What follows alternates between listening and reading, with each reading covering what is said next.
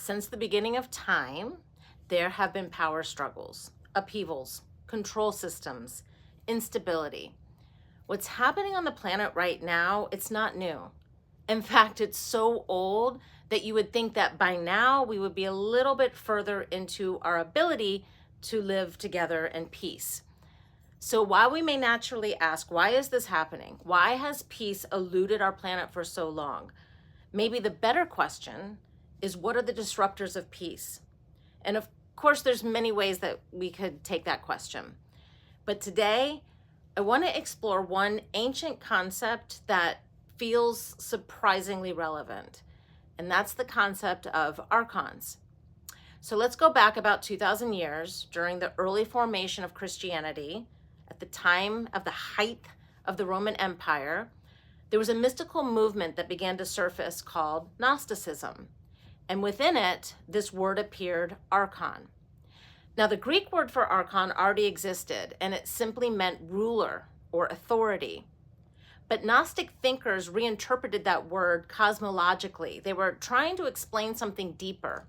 And as they looked at the material world, ruled by empires, governed by flawed leaders, they began asking, why does reality itself feel distorted? Why does it feel like there's something governing human perception?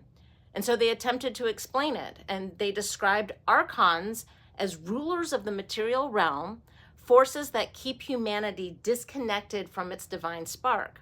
And at the same time, they also taught something incredibly powering, that inside each human being is that spark, that inner knowing, what they called gnosis, knowing, awareness. Liberation, they said, doesn't come from fighting the rulers, it comes from awakening this inner light. Now, in some Gnostic texts, archons are described almost like interdimensional beings, and for some that may resonate. But for this conversation, I want to bring this into a more tangible way to share, because this isn't about belief. This is about understanding control dynamics internally and collectively. So instead of imagining interdimensional rulers, which may be a leap for some, let's just put this into a context that many can understand. So I'm going to use the word parasites, because parasites are real. They are organisms that can enter a body, they can alter behavior, influence cravings, impulses, our decision making. There are parasites that make insects walk towards danger instead of safety. So parasites can manipulate our survival instincts, and that's not mystical, that's biology. So now let's zoom out, because fear can function like a parasite, and unprocessed trauma can function like a parasite. Conditioning and programming can function like a parasite. They enter the psyche, they distort perception, they hijack impulses, they override clarity, and the inflicted person believes that the thoughts that they're having is their own. And that's the archon metaphor. It is the archetypal energy of domination consciousness, the patterns of control we have internalized so much that they have become systemic. Systems of dominance, they require dysregulation. If you keep a population in chronic stress, if you keep people in survival mode, if you keep the nervous system inflamed, populations are easier to control. We know that fear narrows perception. It shuts down higher reasoning. It makes us outsource authority. It severs us from our inner light, the gnosis, the knowing. The archon is the trauma loop that keeps replaying, the inherited voice of authority that keeps saying you're not safe, the cycles of addictions that are overriding clarity, the media narrative that amplifies threat over truth, the part of you that chooses separation over connection. You with me? And here's where it gets important. If you could recognize the archon as a pattern in the psyche, in systems passed down through cultural norms, then you can regulate it. You can interrupt it. You can stop feeding it. And as I stated earlier, in Gnostic teachings, liberation comes through gnosis, inner knowing, awareness. And that's the part I care about.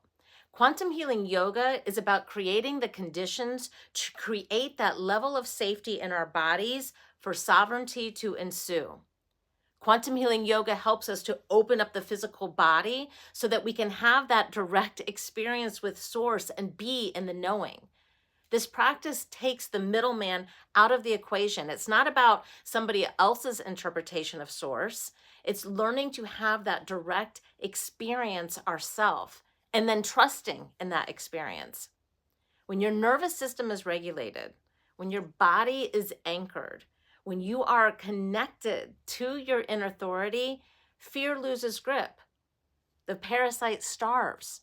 The Archon dissolves, not because you went to war with your demons, but because you stopped feeding them.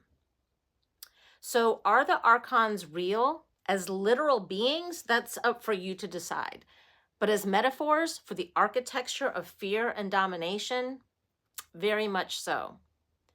Remember, the work isn't about hunting down parasites and going to war with them. The work is to become so embodied, so regulated, so internally sovereign that manipulation has nowhere to attach. And that's the real awakening. And that's the profound work that we do on the mat. Thank you for watching. Thank you for caring. Thank you for being part of the conscious change that's happening on this planet. I look forward to seeing you on the mat. Satnam.